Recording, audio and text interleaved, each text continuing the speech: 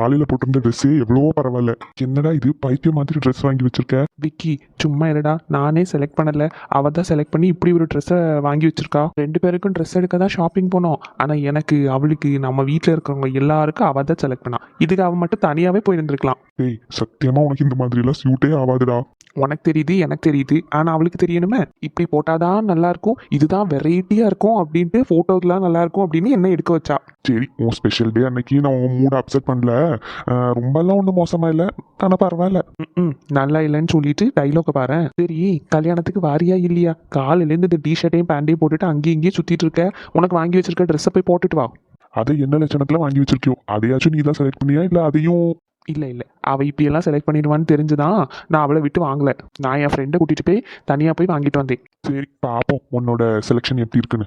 சரிடா, ரொம்ப நேரமாக கூப்பிட்டு இருக்காங்க, ஆசீர்வாதம் வாங்கணுமா எல்லாருக்கிட்டையும். இன்னும் குனிஞ்சு நிமிந்து என் பெண்டு கலர போகுது. சரி நீ போ, நான் ரெடி ஆகிட்டு வரேன். வேணும்னா இங்கே வச்சு என்கிட்ட ஆசீர்வாதம் வாங்கிக்கோ. ஒரு ஆணையும் பிடிக்க தேவையில்ல, மூடிட்டு ட்ரெஸ் சேஞ்ச் பண்ணிட்டு சீக்கிரமா வா. சரி சரி.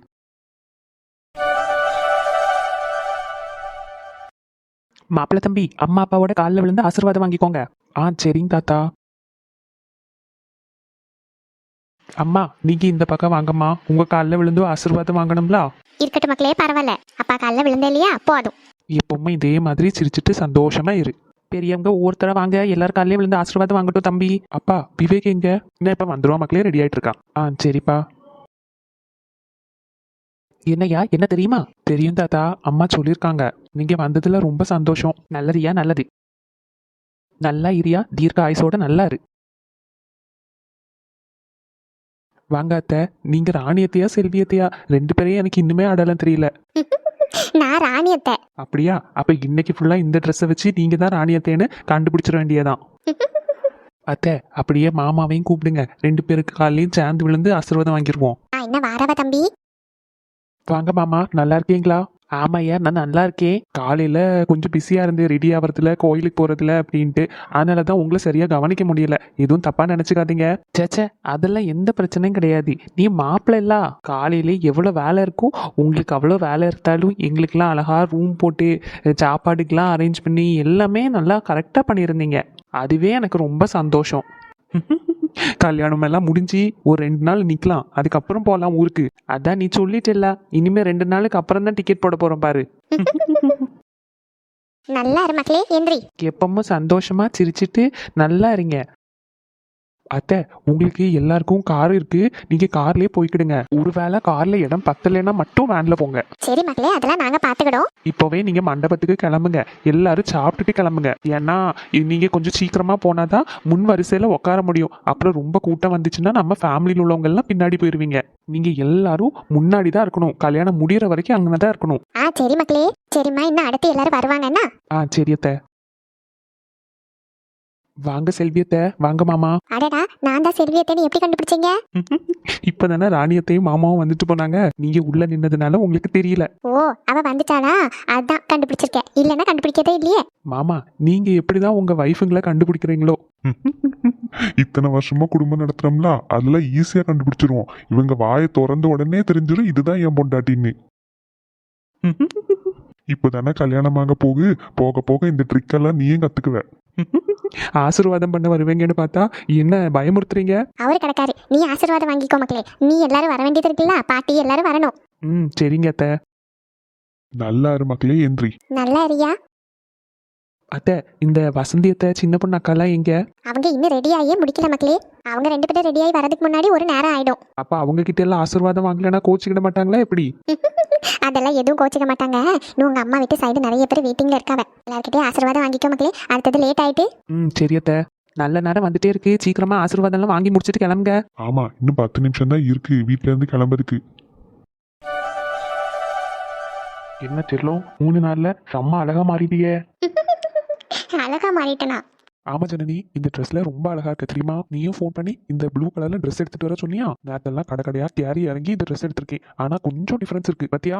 ஆமா, பட் இருந்தாலும் பரவாயில்ல, 2 பேரும் கொஞ்சம் மேட்சா தான் போட்டிருக்கோம். சரி, இந்த 3 நாள் என்ன மிஸ் பண்ணியா? அப்புறம் உங்களை மிஸ் பண்ணாம இருப்பேனா? டெய்லி நைட்டு நானும் அத்தையும் இருந்து பேசுவோம். இவே என்ன பண்ணாவளோ, சாப்பிட்டாங்களா, தூங்குனாங்களா அப்படின்ட்டு நாங்க 2 பேரும் இருந்து புலம்பிட்டு இருப்போம் தெரியுமா? நான் மட்டும் உங்களை பயங்கரமா மிஸ் பண்ணேன். நானும் தான் ஜனனி, அங்கே இங்கேயும் நீ என் கால்கிட்டே சுத்திட்டே நடப்பியா? ஒரு 3 நாள் நீ இல்லைன்னோடி எனக்கு தூக்கமே இல்லை. அப்புறம் ஆதி கார்த்திக்லாம் நம்ம வீட்டில் நின்னதுனால கொஞ்சம் டைம் பாஸ் ஆச்சு. எனக்கு எப்படி தெரியுமா, எப்படா இந்த 3 நாள் முடியும், நீங்க வருவீங்க, நம்ம திருப்பி நம்ம ஊருக்கே போலாம் அப்படின்னு வெயிட் பண்ணிட்டு இருக்கேன். ஏன் நல்லா என்ஜாய் பண்ணியிருப்பேலா? இல்லைங்க, என்னதான் சொன்னாலும் எந்த ஊருக்கு போனாலும் திருப்பி நம்ம ஊருக்கு வந்தாதான் நமக்கு நிம்மதியா இருக்கும். எனக்கும் அப்படிதான். நம்ம ஊரை நான் பயங்கரமா மிஸ் பண்ணேன் தெரியுமா? இங்க இருக்கிற கிளைமேட்டு இதெல்லாம் எனக்கு செட்டே ஆகல. எப்படா திருப்பி நம்ம வீட்டுக்கு வருவோம்னு இருக்கு. இன்னைக்கு கல்யாணம் முடிஞ்சது, நாளைக்கு நம்ம ஊருக்கு கிளம்பிடுவோம். எனக்கு என்ன சந்தோஷமா இருக்கு தெரியுமா? பாரு, 3 நாளைக்கே நீ இப்படி சொல்லிட்டு இருக்க.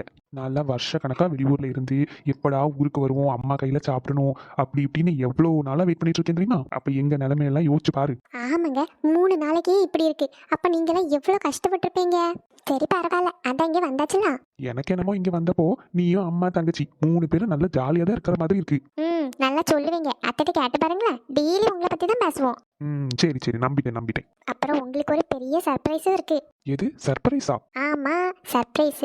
உங்களுக்கு மட்டும் அது என்னன்னு தெரிஞ்சிச்சுன்னா பயங்கரமா ஷாக் ஆயிருவீங்க. என்னன்னு சொல்லு ஜனனி, இப்படி சர்ப்ரைஸ் எல்லாம் வைக்காத. முடியாது, இன்னும் கொஞ்ச நேரத்துல நீங்களே தெரிஞ்சுப்பீங்க. விளையாட்டு புட்டி இன்னும் அப்படியே இருக்கு. கொஞ்சமாச்சு இருக்கணும்ல.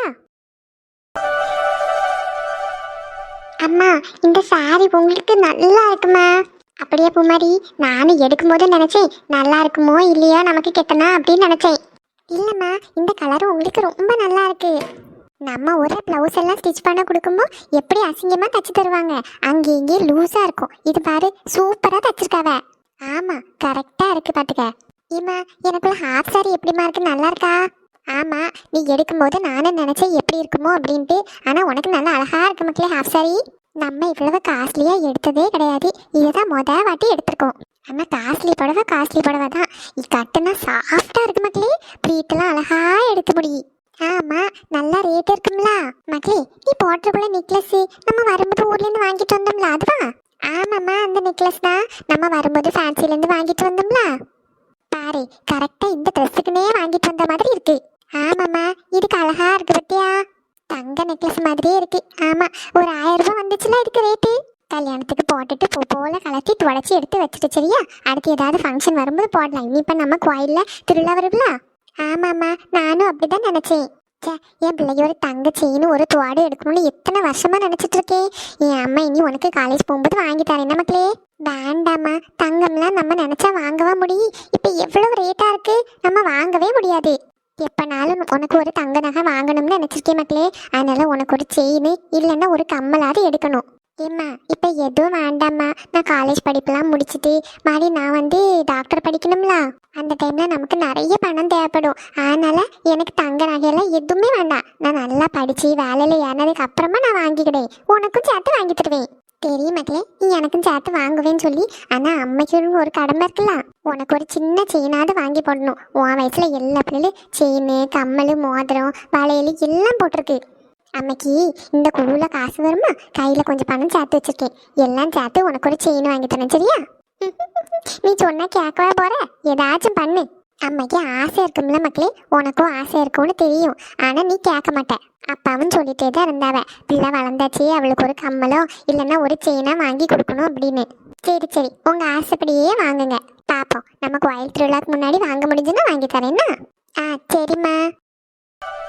குமாரி, என்னத்த வாங்க மைனி, இப்பதான் ரெடி ஆயிட்டு வந்தீங்களா? ஆமா லட்சுமி. இவர் மூஞ்சிய பாரு, எப்படி ஷாக் ஆகி நிக்கிறாருன்னு. ஜனனி, இங்க என்ன நடக்கு? எங்க அம்மாவும் உங்க அம்மாவும் பேசிட்டு இருக்காங்க, நீயும் சிரிச்சுட்டே இருக்க. நான் தான் சொன்னேன்ல சர்ப்ரைஸ் இருக்குன்னு. பாருங்க மேல எவ்வளவு சர்ப்ரைஸ் வரப்போன்னு. என்ன சொல்லுங்க ஜனனி, எனக்கு எதுவுமே புரியல. கதையை மட்டும் கவனிங்க, மத்ததெல்லாம் உங்களுக்கே புரியும். பூமாரி, இந்தா வாங்கிக்க, உனக்கு ஒரு சின்ன கிஃப்ட். கிஃப்டா? என்ன கிஃப்ட் அத்தை? லட்சுமி, இதுல ஒரு சின்ன செயின், ஒரு ஜோடி கம்மலும் இருக்கு. என்ன மைனி சொல்லுவீங்க? புதுசு கிடையாது, ஆனா ஜனனிக்காண்டி நாங்க வாங்கினது. ஜனனி சடங்குக்கு நாங்க வாங்கினது. அவளுக்காக ஆசையா வாங்கினதுனால இது விற்காம அப்படியே வச்சிருந்தேன். அவளும் அதுக்கப்புறம் போடுறதே இல்லை. ஒரு சின்ன செயின் தான். அவ காலேஜுக்கு ஸ்கூலுக்குலாம் போதுக்காண்டி போட வாங்கினா. என்ன ஒரு 1-2 வருஷம் போட்டிருப்பா. அப்படிதானே ஜனனி? ஆமாம்மா. அதுக்கப்புறம் இந்த கம்மலையும் போட மாட்டா, செயினையும் போட மாட்டா. அதான் அவளுக்கு கொடுக்கறதுக்கு பதிலா நான் பூமாரிக்கு எடுத்துட்டு வந்திருக்கேன். மைனி என்ன சொல்லிக்கீங்க? ஆமா, இது வீட்டுல சும்மையே தான் இருக்கு. அவளுக்கு வேற நிறைய நகையெல்லாம் வாங்கியாச்சு, நந்தினிக்கும் வாங்கியாச்சு. இது வீட்டில் சும்மா தானே இருக்கு. பூமாரி கழுத்தில் செயினும் இல்லை, காதில் ஒரு ஜோடி கம்மலும் இல்லை. நான் கொண்டு வந்து தாரேன்னு தப்பாக நினைக்காதீங்க. உங்களால் வாங்க முடியாது அதனால எல்லாம் கிடையாது. என்னோட ஒரு ஆசைக்காக நான் கொடுக்கேன். ஜனனிக்கு நாங்கள் கல்யாணம் பண்ணி வைக்க முடியல, அவளுக்கு நகை நட்டு எதுவுமே போடலை, எல்லாமே என்கிட்ட தான் இருக்குது. நான் அதையும் அவளுக்கு எடுத்துகிட்டு வந்திருக்கேன். அப்படியே இந்த செயினையும் எடுத்துகிட்டு வந்தேன். நீங்கள் நேற்று பேசிட்டு இருந்தீங்களா பிள்ளைங்களுக்கு ஒரு செயின் கூட வாங்க முடியல அப்படின்னு. இது ஜனனிக்குள்ளது தானே, அது என்னைக்கு இருந்தாலும் அவள் பூமாரிக்கு தான் கொடுப்பான்னு எனக்கு தெரியும். அதை நானே எடுத்துகிட்டு வந்துட்டேன். எப்படிம்மா நான் மனசில் நினச்சதை கரெக்டாக கெஸ் பண்ணி எடுத்துகிட்டு வந்திருக்கேன். இதுக்கப்புறம் நீ இது போட மாட்டேன்னு எனக்கு நல்லா தெரியும். நல்ல செயின் லட்சுமி, அழகா நான் ஆசைப்பட்டு வாங்கினேன் தெரியுமா. ஒரு வருஷமோ 2 வருஷமோ ஸ்கூலுக்கு போட்டு போனா, அவ்வளோதான். அப்புறம் அப்படியே பீரோக்குள்ள வச்சது அப்படியே இருந்துச்சு புதுசு மாதிரி. பூமாரி வாங்கிக்க. ஏம்மா வாங்கிக்க பூமாரி, அத்தை ஆசையா தாராங்கல்ல. என்ன வாங்கிக்கட்டா? என்ன மருமகனே வாங்கிக்க பூமாரி. அண்ணன் சொன்னாதான் கேப்பபிளா இருக்கு. எங்களுக்கு எல்லாமே அவன் தானே, அதனாலதான் அவன் கிட்ட கேக்கா. சரி வாங்கிக்க பூமாரி, பிள்ளைங்க எல்லாம் உள்ள ரெடி ஆயிட்டு இருக்காங்கல்ல, போ இந்த செயினையும் கம்மலையும் போட்டுட்டு வா. சரி அத்தை, ரொம்ப ரொம்ப தேங்க்ஸ் அத்தை. இந்த வாங்கிக்க. எனக்கு நீ, சத்யா, சுவானி, மரி, ஜனனி, நந்தினி எல்லாரும் ஒரே மாதிரி தான். உனக்கு மட்டும் தந்தின்னு நான் என் தங்கச்சி பிள்ளைங்களுக்கு கொடுக்காமலாம் இருக்க மாட்டேன். அவங்களுக்கு ஆளுக்கு ஒரு செயின் வாங்கி கொடுக்கணும்னு நினச்சிருக்கேன். உனக்கு ஃபஸ்ட்டு ஜனனிக்குள்ளதே தந்துட்டேன். அவங்க 2 பேருக்கும் இன்னும் 2 செயின் கிடக்கு வீட்டில், அதை எடுத்துகிட்டு வந்து கொடுக்கணும். இப்போ நான் அதை எடுத்துகிட்டு வரல, அது நந்தினிக்குள்ள செயினா, அதனால எடுத்துகிட்டு வரல. இப்போ இதை நீ போட்டுக்க சரியா? சரி அத்தை. போ மக்களே, இப்போ போட்டுட்டு வா. சரி.